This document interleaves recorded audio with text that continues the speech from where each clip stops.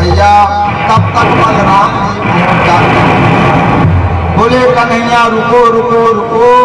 बलराम जी को देखकर रुक्मणी को हिम्मत आ जाती है और भगवान कृष्ण के चरणों पे गिर जाती है कि महाराज क्या करते हैं, ये मेरा भाई है, यदि भाई की मृत्यु हो जाती है तो मेरे जिंदगी भरी के लिए मायके का दरवाजा बंद हो जाएगा, मेरे को भाई की भिक्षा दो भिक्षा। बलराम बीच में दौड़ के आते हैं, बोले जो जहां खड़ा है बेटा वहीं खड़ा रहे, ने सबको अपने प्राणों से हाथ धोना पड़ेगा।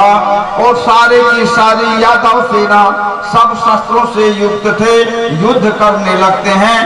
भगवान कृष्ण जो तलवार से रुक्मी का शीश काटने वाले थे, रुक्मणी के प्रार्थना करने पर, बलराम जी के रोकने पर उस रुक्मी का सिर मूंद करके छोड़ देते हैं।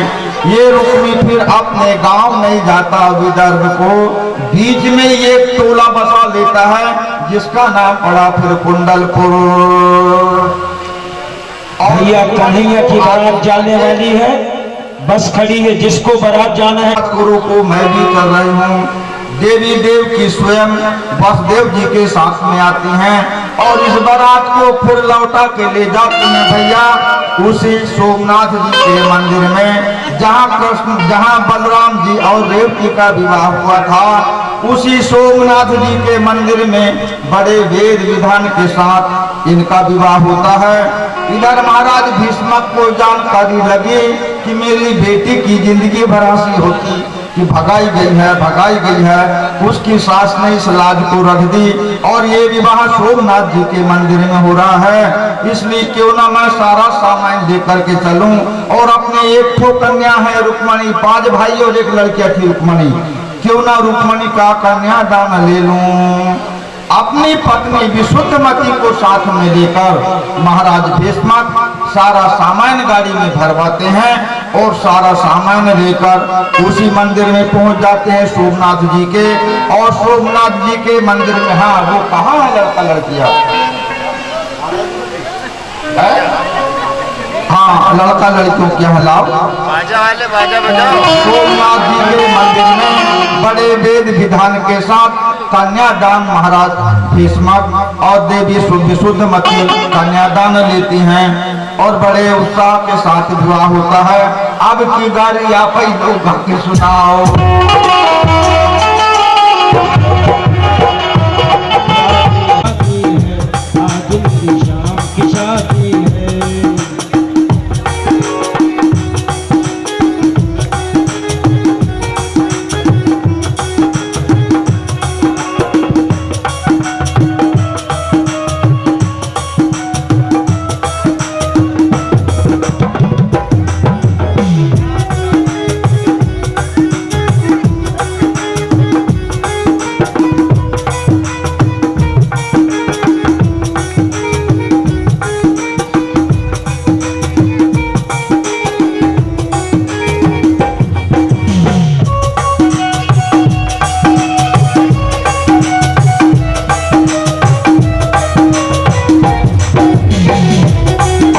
बैठा हुआ है, सब षोडशोपचार विधि से अपनी बेटी रुक्मणी और दामाद कृष्ण का पैर पखारें, कन्यादान लें। और जो भी महाराज भीष्मक बनना चाहें, विशुद्धमती बनना चाहें, वो जोड़ा से आकर के पैर पखार के कन्यादान की रस्में में करें और चरणामृत लें। एक मनोनीत करते हुए 9 कन्याओं की पूजा हर घर में होना चाहिए, जिससे 9 शक्तियां की कृपा तुम्हारे ऊपर पूरे साल बनी रहे। साल भर इनकी शक्ति प्राप्त करने के लिए और हमारे दुख दरिद्रता परेशानियां विपत्तियां दूर हो, इस उद्देश्य से ये 9 दिनों में हम शक्तियां अर्जित करते हैं। तो आज तुमको ये शक्ति की पूजन करने का मौका मिला। अपनी शुद्ध भावनाओं के साथ आए और एक एक करके उनकी पूजन करें। जो यहाँ पति पत्नी उपस्थित हैं वो तो जोड़ा से आके पैर पखारें और जो पति पत्नी उपस्थित नहीं है वो एक एक आकर के। हाँ, सावधान से सभी लोग बैठे। हमारे गुरु जी के माध्यम से लगन का कार्य प्रारंभ होने जा रहा है। लगन लगने के बाद सभी को जोर से ताली बजाना है और लगन लगने के बाद सभी माताएं, हमारे सभी शक्ति स्वरूपा माताएं एवं देव स्वरूप भाइयों, सबसे निवेदन है कि रुक्मणी और कृष्ण जी के पास बारी बारी से आके पखारे, यथाशक्ति दान दें। इन्हीं शब्दों के साथ मैं अपनी वाणी को विराम करता हूँ। हमारे गुरुदेव के द्वारा लगन का कार्य प्रारंभ होने जा रहा है। हरिओम आदो देव गणेश्वरम भगवती ब्रह्मा शिवम केशवम गंगादेव सागरा नागेश कुल देवता मुनिगणोदया संध्या भैरव योगिनी प्रतिदिनम सर्वे सदैव रक्षितम् मंगलम भगवान विष्णुर्मंगल सर्वदा आशुतिलकम रामचंद्रम आशुतिलकम युधिष्ठिर आशुतिलकम परशुरामम वरकन्या चिरंजीवी भव राम नवरा सीता नवरी सावधानी अश्वत्थो बरबत चंदन तरूर मंदार कल्पद्रुमो जम्बू निम्न कदम तो सरला वृक्षा श्री क्षीणा सर्वे के फल संयुता विभ्राजनम राजते रम्यम चेत रथम च नंदनवनम कुर्वन्त नोर मंगलम मंगलम भगवान विष्णुर मंगलम गरुड़ मंगलम पुंडरीकाक्ष मंगलाय तनोहरि वक्रतुंड महाकाय सूर्यकोटि समप्रभा निर्विघ्नं कुरु देव सर्वकार्येषु सर्वदा आशुतिलकम रामचंद्रम आशुतिलकम युधिष्ठिरः आशुतिलकम परशुरामम वरकन्या चिरंजीवी भव राम नवरा सीता नवरी सावधानी गंगा गोमती गोपति गणपति गोविंद गोवर्धनो माता गौमय गौरजो गिरसुता गंगाधरो गौतमः गायत्री गौरो गदाधर गया गंधर्व गोदावरी गंधर्व ग्रह गोप गोकुर्वणः कुर्वन्तनोर मंगलम मंगलम भगवान विष्णुर्मंगलम गरुड़ मंगलम पुंडरीकाक्ष मंगलाय तनोहरि वक्रतुंड महाकाय सूर्यकोटि समप्रभा निर्विघ्नं कुरु देव सर्वकार्येषु सर्वदा आशुतिलकम रामचंद्रम आशुतिलकम युधिष्ठिर आशुतिलकम परशुरामम वरकन्या चिरंजीवी भव राम नवरा सीता नवरी सावधानी वाल्मीका सनकासन तरुर्वसुधर्मभगो वाल्मीका जाबाली जमदग्नि वसिष्ठ प्रभु कन्गा अश्वत्थो भद्रचंदन तरूर मंदार कल्पद्रुमो जम्बू निम्न कदम तो सरला वृक्षा क्षीर्णा सर्वे ते फल संयुता विभ्राजनम राजते रम्यम चेतरथम च नंदनवनम कुर्वन्त नोर मंगलम मंगलम भगवान विष्णुर्मंगलम गरुड़ मंगलम पुंडरीकाक्ष मंगलाय तनोहरि वक्रतुंड महाकाय सूर्यकोटि समप्रभा निर्विघ्नं कुरु देव सर्वकार्येषु सर्वदा आशुतिलकम रामचंद्रम आशुतिलकम युधिष्ठिर आशुतिलकम परशुरामम रुक्मणी संग भगवान कृष्ण रुक्मणी नवरी और कृष्ण नवरदेव सावधान।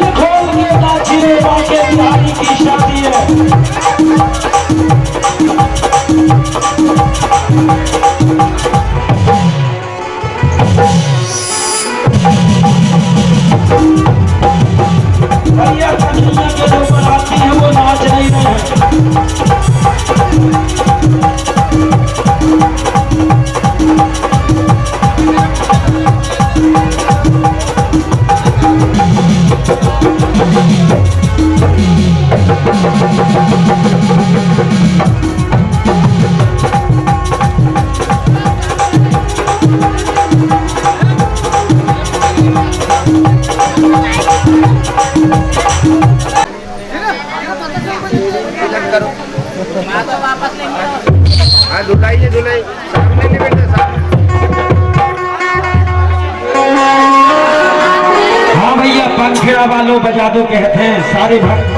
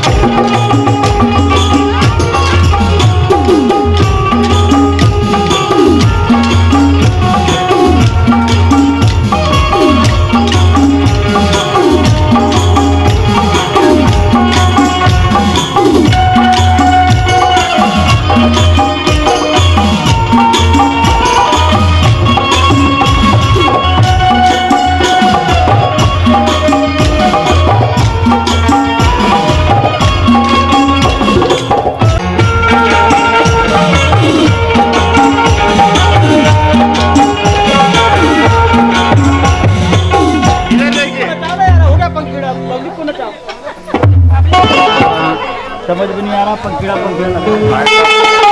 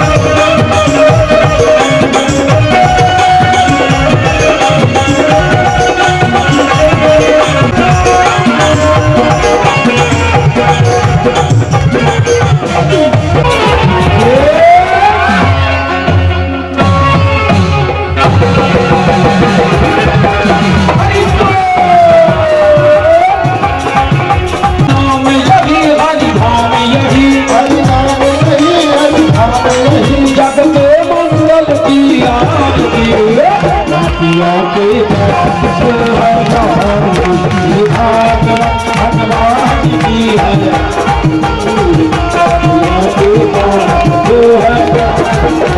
भागवत भगवान की है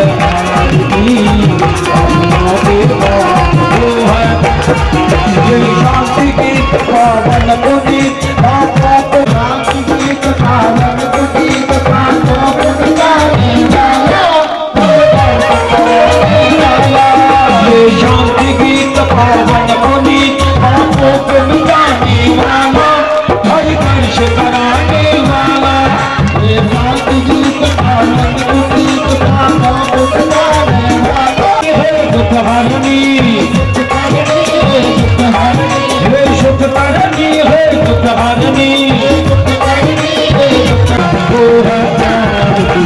भागवत भगवान की है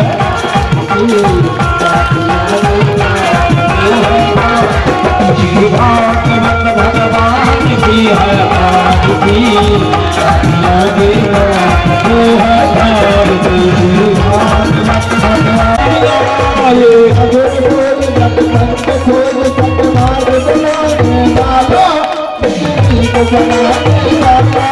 ये मधुर बोल जगखंड खोल सतमार्ग बताने वाला बिगड़ी को बनाने वाला ये मधुर बोल जगखंड खोल सतमार्ग बताने वाला बिगड़ी को बनाने वाला श्री राम यही घनश्याम यही श्री राम यही घनश्याम यही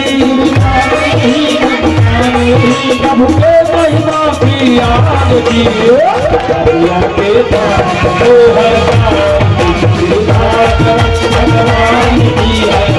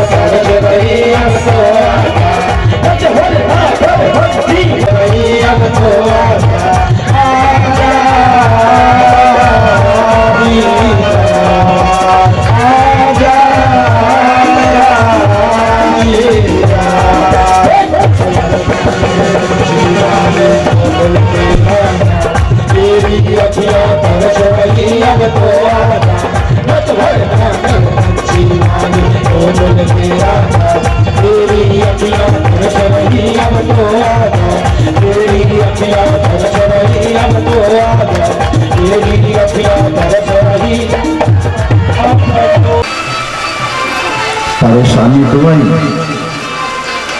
पर धर्म विभिन्न विभिन्न रूप धारण करके पांडवों की सहायता करते रहा। अंत में विजय इन पांचों पांडवों की होती है, क्योंकि धर्मशीला थे, धर्म के प्रति समर्पित थे। भगवान की कथा, भगवान का चरित्र, भगवान का गुणान्ना बड़ा मन लगा के सुना करते थे। देवी कुंती के विषय में तो ये आता है कि जब भी कोई संत महात्मा कुंती को दिख जाया करते थे, कुंती उन संत महात्माओं को अपने आश्रम में लाकर, अपनी कुटिया में लाकर उनका सत्कार करते, सम्मान करती थी, आदर करती थी और उनसे धार्मिक कथाएं सुनाने के लिए प्रेरित करते थे कि गुरु जी कोई कथा सुना, कोई किस्सा सुना, कोई कहानी सुना, कोई किस्सा सुना। उसके आदर भाव से प्रभावित होकर संत महात्मा एक से बढ़ के एक दिव्य कथाएं सुनाने लगती हैं और देवी कुंती उन कथाओं को बड़ा मन लगा के सुना करते। सुनी हुई कथाएं, सुने हुए चरित्र मनुष्य के दिमाग में स्थायी रूप से बैठ जाया करते हैं। देखा हुआ चरित्र, देखी हुई क्रियाएं मनुष्य के मन में दिन की दिन बच जाया करती हैं। इसलिए शास्त्रों में भी कहा गया है कि श्रुत्वा धर्म विजानते श्रुत्वा तदत दुर्नीतिम श्रुत्वा ज्ञानमाप्नोति श्रुत्वा मोक्षमाप्नोति। सुना हुआ ज्ञान, देखा हुआ ज्ञान मस्तिष्क में, हृदय में चिर स्थायी हो जाया करता है। इसलिए धर्मशास्त्र को सुनना चाहिए। पढ़ने का एक समय न पहले लोगों के पास था, न आज समय है, न आगे समय रहेगा।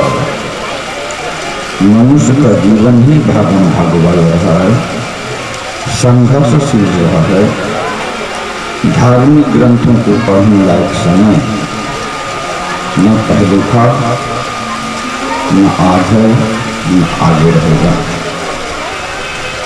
10 में से कोई एक आदमी धर्मशील होता है जो धार्मिक ग्रंथों को पढ़ता है, अनुभव करता है और समय आने पर अन्य लोगों को सुना दिया जाता है, सुना दिया जाता है। ऐसे लोगों का आदर करना चाहिए, सत्कार करना चाहिए और कथाओं को सुनना चाहिए। भगवान कृष्ण के लिए भी कहा गया है कि भगवान कृष्ण सांदीपन ऋषि के आश्रम में सांदीपन ऋषि जो शिक्षा देते थे, बड़ी एकाग्रता के साथ मन लगा के उन कथाओं को सुनते थे, उस विषय को समझते थे। इसलिए कम समय में संपूर्ण विद्या माने एम ए पास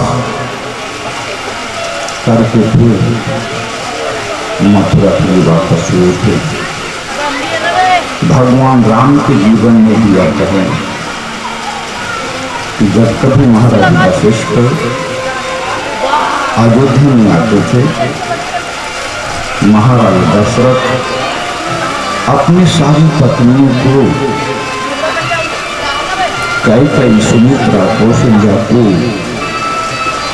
वशिष्ठ जी के चरणों पर बिठा देते थे, स्वयं धरती पे बैठ जाते थे, चारों पुत्रों को धरती में बिठा लेते थे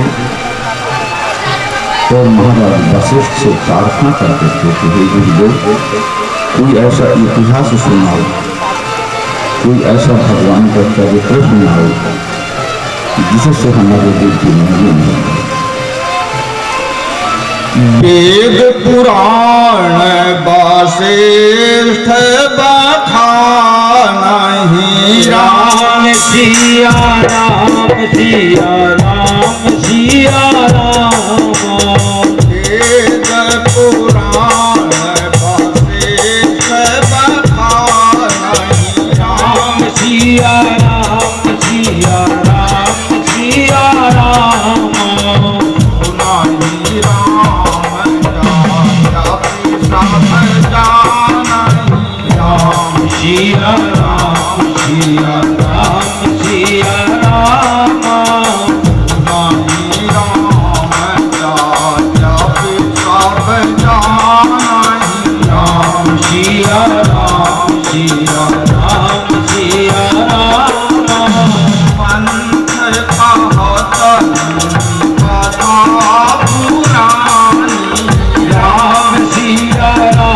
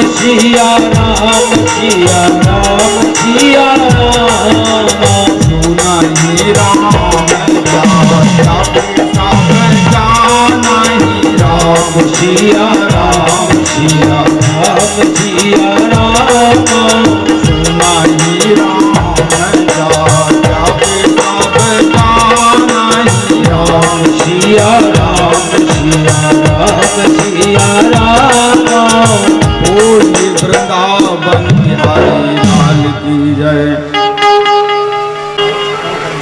महाराज वशिष्ठ ने पहले ही सुना दिए थे, पर इनकी भाव विफलता, इनका कथा सुनने का उद्देश्य,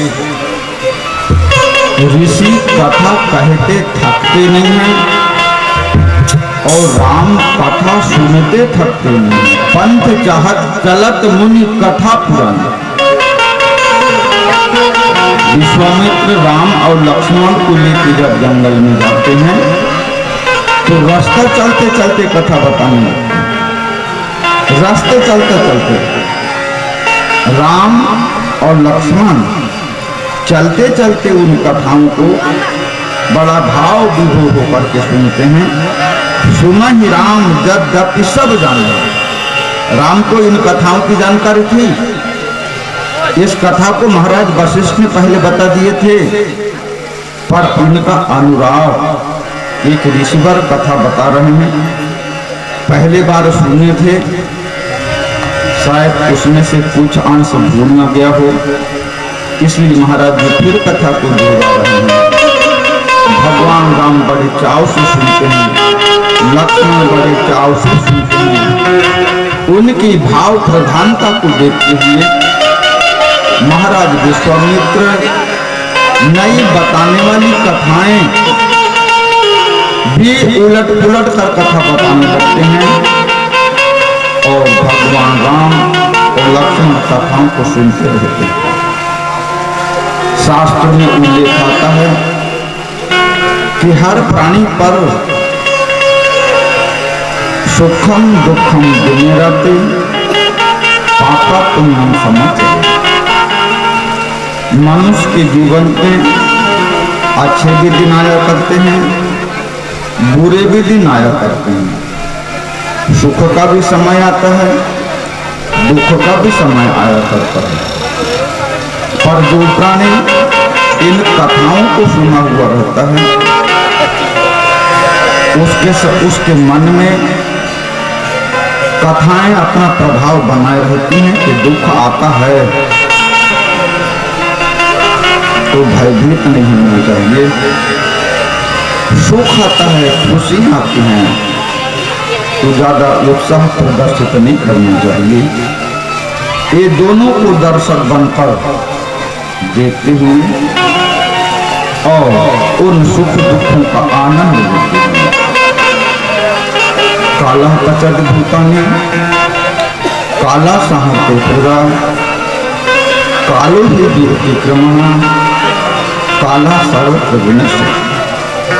पार्थ, न दुख की स्थिरता है न ही सुख की गंभीरता।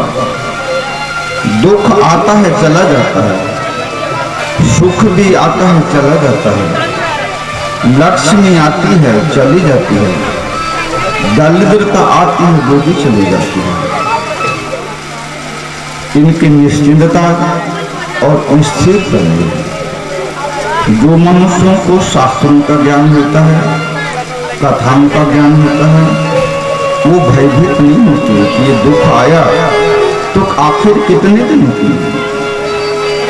संकट भगवान कृष्ण के जीवन में भी आया, जन्म के साथ पूतन आ जाती है विष करके, सत्तासुर आ जाता है, तृणावर्त आ जाता है, अघासुर आ जाता है, बकासुर आ जाता है, कितने कितने दैत्य आते हैं, केसी आ जाता है, अक्रूर को लिवाने के लिए कंस भेज देता है, कंस के साथ युद्ध होता है, कितनी कितनी विपत्तियां भगवान कृष्ण के ऊपर आई। पर धर्मशील होने के कारण वो सारी विपत्तियां, सारी परेशानियां आई तो जरूर, पर अपने आप विदा हो जाती हैं। ये समय का चक्र, काल का चक्र आप किसी को भी नहीं छोड़ता। इसलिए वेद व्यास जी ने लिखते हैं कि काला पचक्रम काला साहित्य काला दुर्विक्रम काला सर्व भगवान राम मर्यादा पुरुषोत्तम थे। इनके ऊपर भी संकट आते रहे, एक के बाद एक विपत्तियां आई। राज तिलक होना था कि सुबह वनवास की तैयारी हो गई। वनवास भी जाते, वहां भी सुख से रहते, तो भी बात नहीं, वहां माता सीता का हरण हो जाता है। स्त्री का वियोग, शत्रु रावण कितना प्रबल था, उससे युद्ध करना पड़ा, संघर्ष करना पड़ा। दुख आता है, चला जाता है। धर्मशील प्राणी न तो दुख से कभी घबराता है, न सुख में हर्षोल्लास होता। दोनों को विधि का विधान जानते हुए, ईश्वर पर विश्वास रखते हुए, कर्म फल को भोगता हुआ अपनी जीवन यात्रा को बनाए रखता है। आज की कथाएं कुछ इसी प्रकार की। समय भूत रिपु बेमद बिरागी, राम सिया राम सिया राम सिया राम।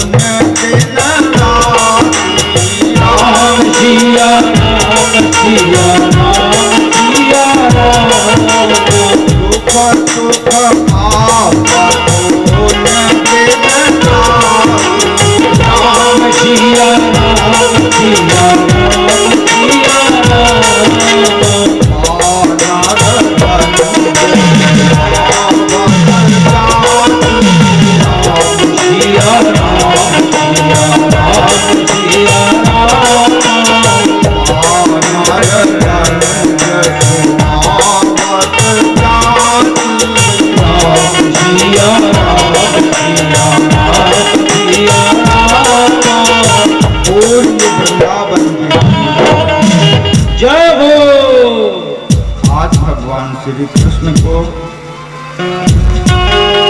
श्यामल तक मणि की पूजन लगी थी।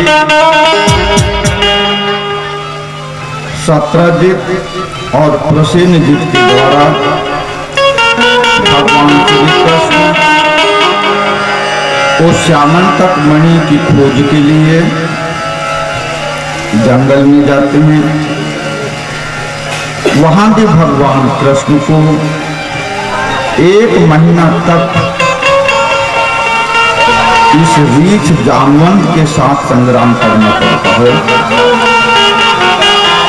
न तो जामवंत हारते हैं और न भगवान कृष्ण।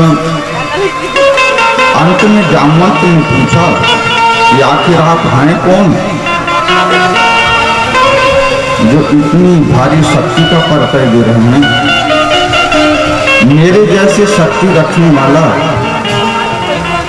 तो त्रेता में कोई नहीं था, द्वापर में आप कौन हैं? अपना वास्तविक रूप का परिचय दो, नहीं घातक युद्ध होगा।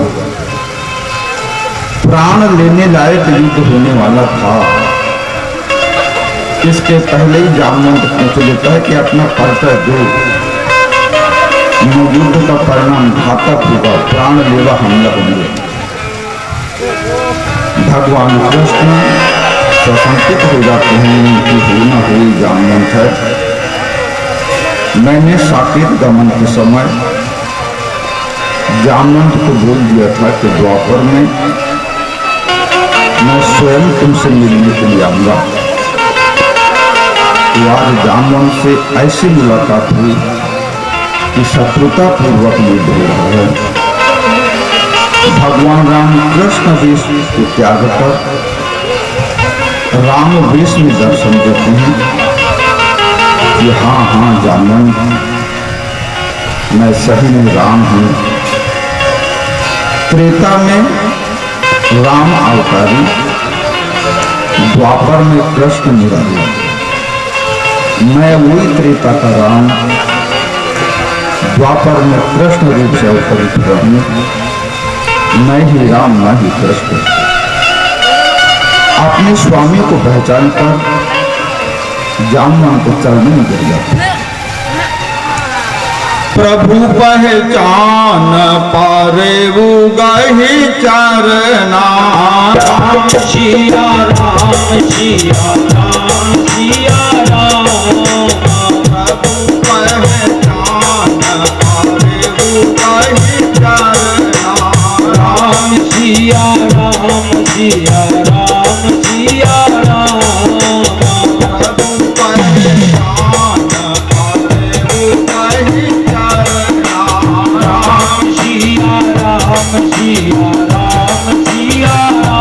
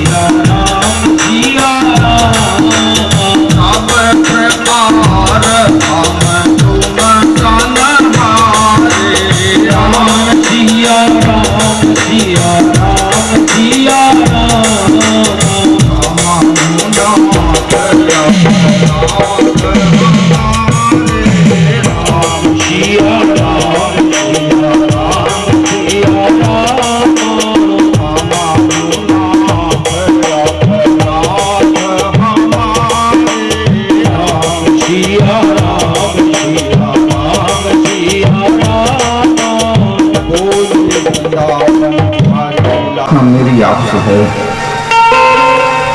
मेरी जो ये बालिका है जाम्बवती, ये मेरे जीवन के लिए भार बनी हुई है महाराज। इस बालिका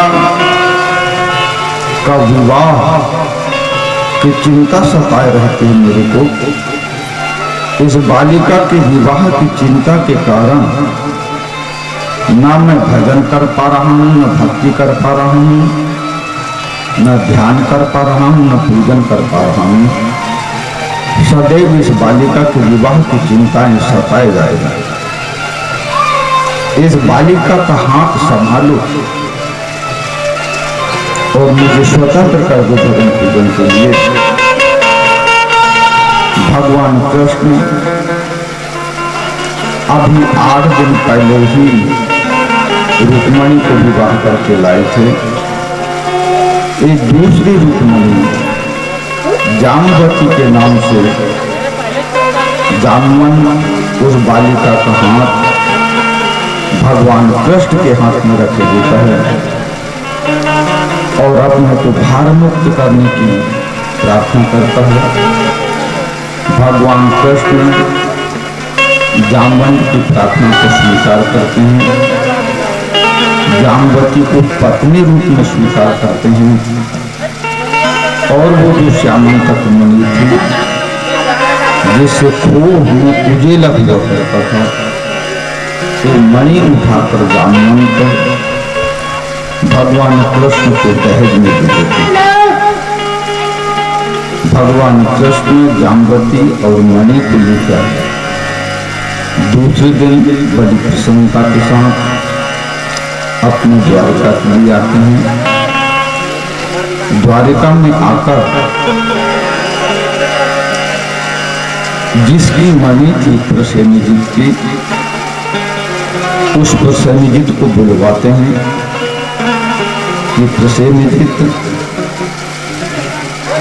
ये मणि के साथ ऐसी ऐसी घटनाएं हुई, तुम्हारे भाई को सिंह ने मारा, सिंह को मार के रीछ ने इस मणि को ले लिया था और उस रीछ को युद्ध में परास्त करके मैंने इस मणि को ले आया हूं। तो मणि रख प्रसेनजित उस मणि को लेके घर आ जाता है और बड़ा शर्मिंदा होता है कि मैंने कितना बड़ा दोषारोपण भगवान कृष्ण के ऊपर कर दिया कि इनने श्यामल तक मणि के लालच में मेरे भाई सत्यजित को मरवा डाला, मेरे भाई सत्यजित को मरवा डाला। अब ये शत्रुता सारे जीवन भगवान कृष्ण के साथ हमारी हो गई, इसको कैसा मिटाया जाए। एक बालिका थी सत्यभामा नाम की, पत्नी सलाह देती है कि ये मणि की सुरक्षा हम लोगों के लिए अशक्य है। ये मणि औषधि मणि मंत्राणाम ग्रह गोचर तारक, औषधि मणि मंत्राणाम ग्रह गोचर तारक, भाग्य काल में भवेद वृद्धि दुर्भाग्यम निष्फलम भवेद। इनकी सुरक्षा मणि है तुम्हारे पास, मंत्र है तुम्हारे पास, शक्ति है तुम्हारे पास, पर इनके उपयोग और अनुपयोग का ज्ञान जब तक नहीं है तो मंत्र, वो मणि, वो साहित्य, उस साहित्यधारी की ही को भी अपमानित करते रहते हैं। इसलिए इतनी कीमती नग हम अपने घर में नहीं रखते। ऐसा करें जिस प्रकार से जामवंत ने इस मणि के साथ अपनी कन्या को समर्पित किया और भार मुक्त हो गया, जवाबदारी से छुटकारा पा लिया। इस मणि को कब तक हम सुरक्षा प्रदान करते रहेंगे। हम भी अपनी पुत्री सत्यभामा का विवाह कृष्ण के साथ करते हैं और दहेज में इस मणि को प्रदान कर देते हैं। प्रस्ताव लेके जाते हैं। भगवान कृष्ण नहीं चाहते थे कि इस प्रकार से महिलाओं की श्रृंखला बढ़े, पर एक प्रसेनजित को अपने भाई की मृत्यु का दुख था, सत्यजित की मृत्यु उसी मणि के कारण हुई थी, और दूसरा मणि की सुरक्षा का दुख था कि मेरा भाई मणि के कारण ही मारा गया। यदि ये मेरे पास रहेगी तो किसी न किसी दिन मेरी भी हत्या हो सकती है। मणि की सुरक्षा की जवाबदारी भगवान कृष्ण को देता है, साथ में अपने बच्चे सत्यभामा का विधान भगवान कृष्ण को काम देता है और अपने जीवन से मुक्त होकर मुक्त तन से भगवान का भजन पूजन करने लगता है। मणि की चिंता इसके समाप्त हो जाती है। बोलिए वृंदावन बिहारी लाल की जय हो।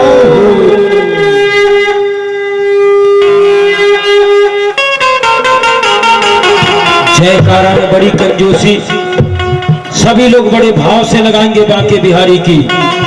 बोलिए की